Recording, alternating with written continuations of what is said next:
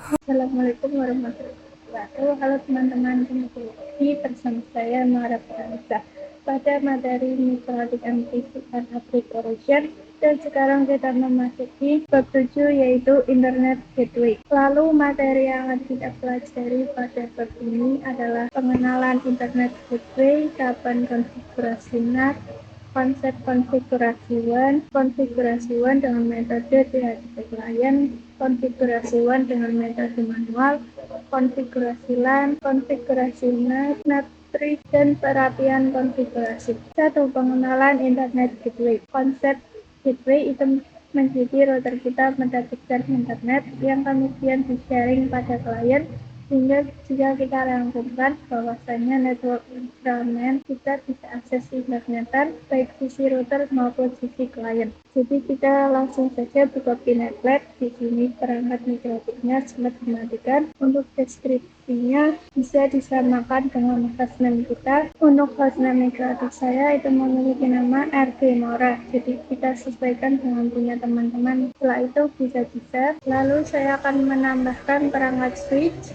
Caranya kita klik node. Di sini saya menggunakan vendor Cisco. Untuk image-nya saya pilih yang ini. Untuk deskripsinya saya kasih nama switch Cisco. Untuk IP-nya saya pakai perangkat switch. Untuk Ethernet-nya pakai Ethernet 2. Setelah itu kita bisa set. Kemudian kita tambahkan 5 PC client. Kalian klik kanan, kemudian pilih node, lalu pilih virtual PC. Lalu jumlah PC-nya 5. Jika sudah kita set, setelah itu kita hubungkan pakai Ethernet dari switch ke microchip kita. Kemudian kita hubungkan dari switch ke klien yang tersedia, kita hubungkan satu persatu. Oke, untuk saat ini kita sudah berhasil mempersiapkan topologi 2 tahapan konfigurasi NAT. Lalu kita masuk materi kedua, kita akan membahas tahapan konfigurasi Internet Gateway pada microchip kita. Kita perlu mengetahui tahapan apa saja yang dibutuhkan dalam konfigurasi Internet Gateway di microchip kita. Lalu kita perlu mengetahui tahapan-tahapan yang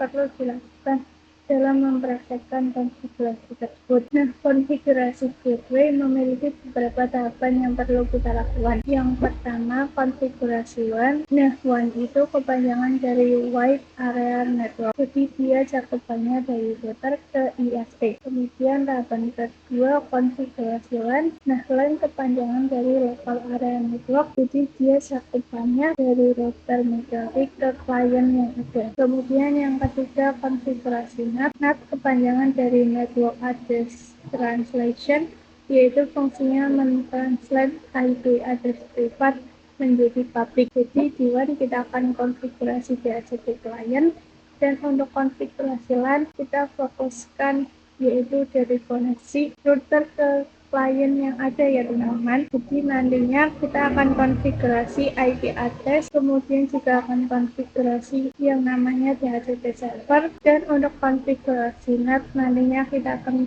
lakukan pemilihan chain, lalu pemilihan out interface, dan yang selanjutnya kita akan melakukan action pada konfigurasi NAT.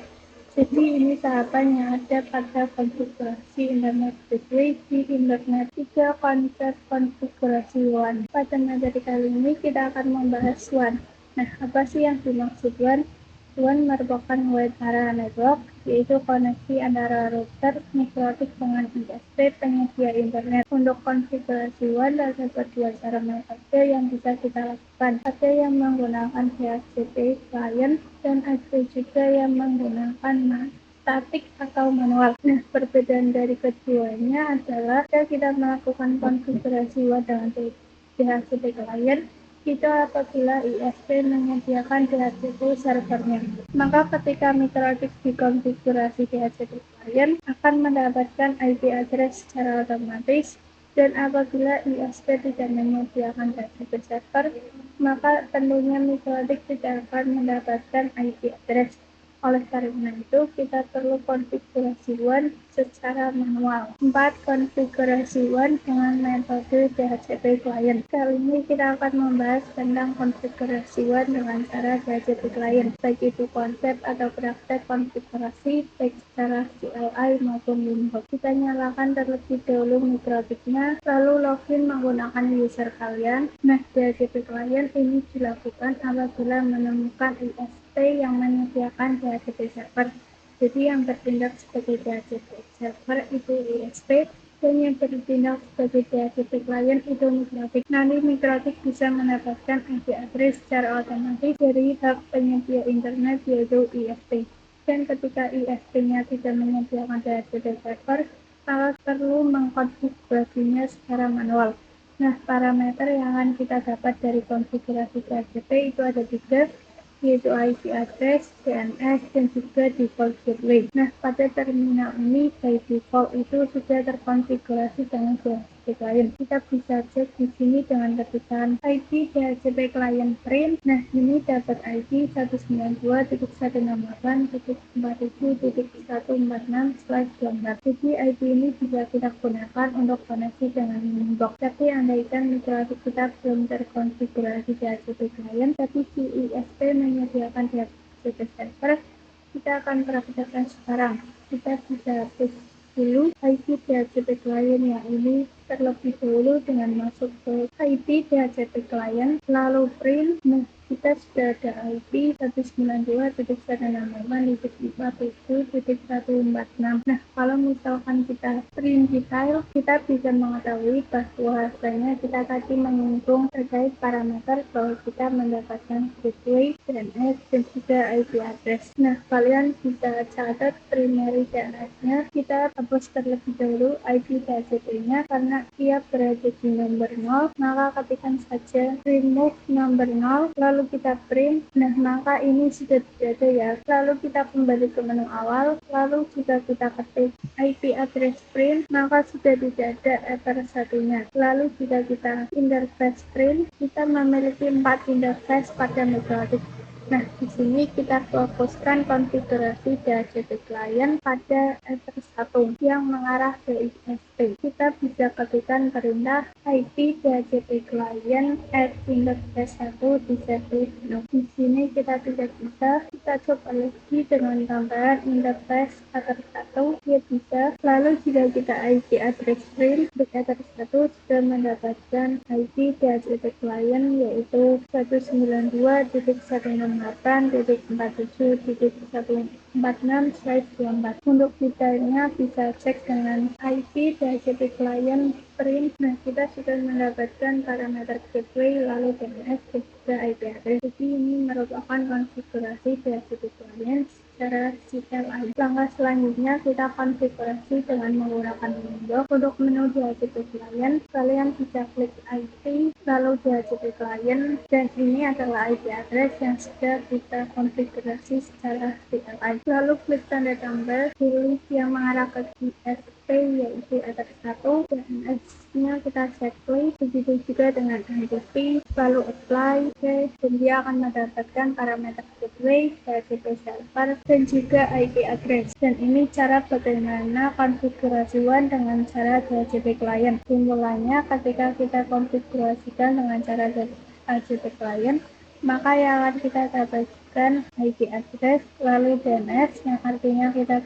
bisa ping 888, dan juga default gateway yang artinya kita bisa ping Google Internet. Kalian bisa cek di menu terminal ping 888, dia bisa. 5. Konfigurasi WAN dengan metode manual. Kita akan membahas konfigurasi WAN dengan cara manual. Kita konfigurasi secara manual, caranya ISP tidak menyediakan DHCP server. Di sini bisa menggunakan dua cara, yaitu terminal atau menggunakan Winbox. Kita coba menggunakan terminal dahulu. Kita bisa lihat IP address print, kita hapus yang yang error 1 masuk ke IP DHCP client, terus kita print dia berada di number 0. Kita bisa hapus IP address dynamite tersebut dengan perintah remove number 0. Kita print ini tidak ada IP DHCP clientnya. Kita ke menu awal, kita cek gateway-nya, IP root print. Di sini sudah tidak ada yang 000. Sekarang kita cek DNS-nya, IP DNS print. Di sini juga tidak ada. Kita akan konfigurasi WAN dengan cara statik atau manual. Jadi praktek ini dilakukan apabila kita menemui ISP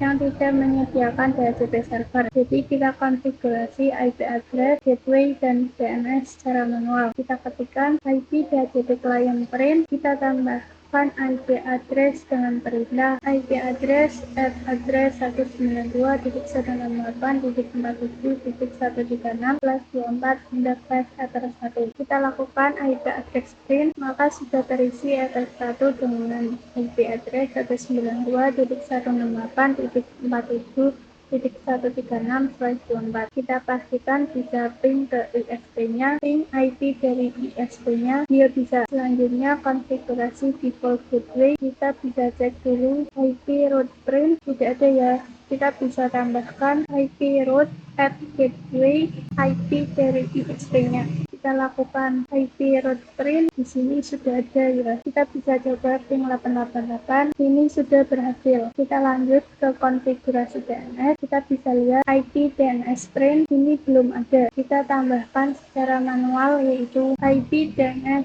set servers 8888. Kita bisa lakukan lagi IP DNS print, di sini sudah ada ya. Kita coba ping google.com, di sini sudah bisa. Cara konfigurasi secara Windows bagaimana? Kita terklik pertama dulu yaitu IP addresses. Di sini yang error 1 kita hapus dulu, lalu kita tambahkan lagi. Kita definisikan seperti di CLI. Pilih yang error 1, apply, lalu OK. Selanjutnya yang default gateway, kita pergi ke IP route. Yang AS ini adalah yang sudah kita konfigurasi di CLI tadi. Kita bisa hapus dulu. Untuk konfigurasi kita bisa klik plus. Untuk DSP address kita biarkan 000. Di bagian gateway isi IP gateway ISP tadi. Sistemnya Unidad, lalu apply. Oke, di sini sudah dapat AS aktif statik. Yang terakhir DNS, kalian bisa ke menu IP DNS. Di sini sudah terisi 888, yang lainnya biarkan default, lalu apply. Oke, jika kita cek di terminal, ping 888 sudah bisa, ping google.com juga sudah bisa. 6. Konfigurasi LAN. Pada materi kali ini kita akan membahas tentang konfigurasi LAN. Jadi nanti kita akan melakukan konfigurasi IP address pada interface yang mengarah ke klien, dan kita juga akan konfigurasi DHCP server. Jadi yang dimaksud DHCP server adalah laptop atau PC yang terhubung ke mikrotik kita akan mendapatkan IP secara otomatis, dan hubungan antara mikrotik dan ISP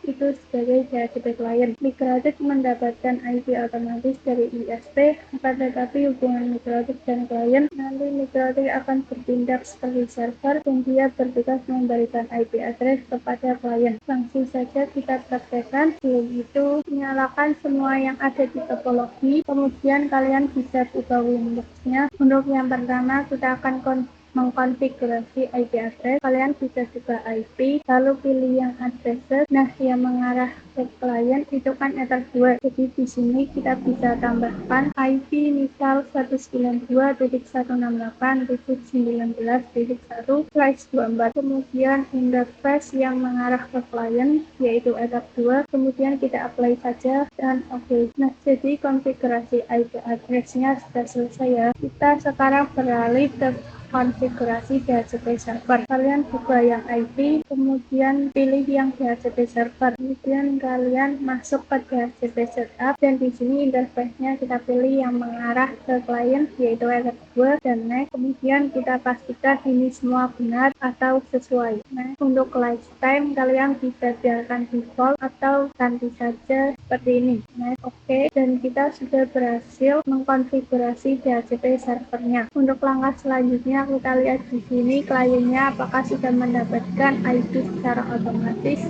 atau belum. Kita buka semua VPC-nya, kita ketikkan show IP. Jika di sini belum ada, kita ketikkan IP DHCP. Nah, jadi di sini tampilannya agak gerah ya, yang artinya sudah mendapatkan IP. Jika FPC 1 sudah, coba lakukan semua pada FPC yang lainnya. FPC 2 sudah, FPC 3 juga sudah, FPC 4 sudah, FPC 5 juga sudah. Jika semuanya sudah mendapatkan IP, kita akan coba link google.com. Maka di sini belum bisa ya connect internet, karena kita belum melakukan tahapan yang ketiga, yaitu NAT. 7. Konfigurasi NAT. Langkah terakhir yang kita lakukan dalam konfigurasi internet gateway adalah konfigurasi NAT. NAT itu kepanjangan dari Network Address Translation, di mana IP address privat yang dimiliki oleh klien ini ketika ingin akses internetan, dia akan melewati router ya. Nah, ketika melewati router akan diterjemahkan dengan NAT, sehingga ia bisa akses internet dengan IP publik yang dipinjamkan. Kita buka Winbox untuk konfigurasi NAT, kita klik IP, firewall, NAT, lalu kita klik tanda plus pada bagian general, lalu C-nya kita tidak usahkan ya, tetap SRC NAT, lalu pada out interface kita isi ether 1, kemudian kita klik action. Di bagian action kita ubah menjadi masquerade. Nah, masquerade itu IP address yang dimiliki oleh klien itu jumlahnya ada 5. Jadi jumlah IP privat ini ketika melewati router mikrotik itu akan ditranslate ke IP publik. Diibaratkan menggabungkan kumpulan IP privat, lalu yang dihasilkan nanti menjadi satu IP publik. Jika sudah, kita apply, lalu oke, lalu kita coba lakukan pengujian di PC klien. Apakah sudah bisa internetan? PC 1 sudah bisa. Kalian bisa lakukan pengujian pada seluruh PC, mulai dari PC 2 sampai 5. PC 2 juga sudah bisa, PC 3 juga sudah bisa, PC 4 bisa, PC 5 juga bisa. Kalian pastikan semuanya sudah terkoneksi internet dengan baik. 8. Nah, di sini kita akan mempelajari sebuah trik yang dimana kita bisa lakukan setting hanya pada VPC 1. Oke, langsung saja kita implementasikan pada Winbox. Kita klik IP, firewall, NAT, lalu klik IP address-nya, lalu klik IP-nya di bagian SRC address. Kita masukkan IP dari FPC 1-nya, lalu kita apply. Oke, kita lakukan pengujian pada FPC 2. Kita ping google.com. Di sini tidak bisa ya. Nah, di sini jika IP address-nya diganda, berarti selain IP address dari FPC 1 itu bisa internetan. Sedangkan jika IP-nya sama itu tidak bisa. Kita apply, kemudian kita coba pada FPC 1, kita ping google.com. Nah, di sini tidak bisa ya. Tetapi jika pada FPC 2 kita ping google.com, maka di sini dia akan ping 9 perapian konfigurasi. Jadi untuk saat ini kita sudah berhasil melakukan konfigurasi internet gateway pada router mikrotik kita. Dan sebelumnya kita sudah melakukan beberapa trik juga pada firewall NAT sehingga FPC 1 tidak bisa internetan dan sisanya bisa. Untuk itu kita akan kembalikan ke settingan awal. Jadi kalian bisa buka Winbox, lalu IP, firewall, dan buka yang NAT. Di sini kita klik dan untuk kotak bagian SRC address kita hapus dan panasnya kita pencet. Jadi untuk siapa saja bisa akses internet. Setelah itu apply. Oke. Nah, untuk saat ini kita tahu bahwasanya IP address yang ada di VPC ini masih berantakan. Nah, kita matikan dulu semua FPC-nya, lalu kita request DHCP client secara satu persatu agar nanti dapat IP address secara berurutan. Kita buka FPC satunya, kita show IP, pastikan IP-nya kosong ya, kemudian kita request DHCP. Nah, maka nanti akan ada informasi suara, yaitu informasi dapat IP address. Nah, di sini informasi IP address-nya 192.168.19.254/24. Kita buka VPC 2, kita show IP masih kosong dan kita rek DHCP. Ini memang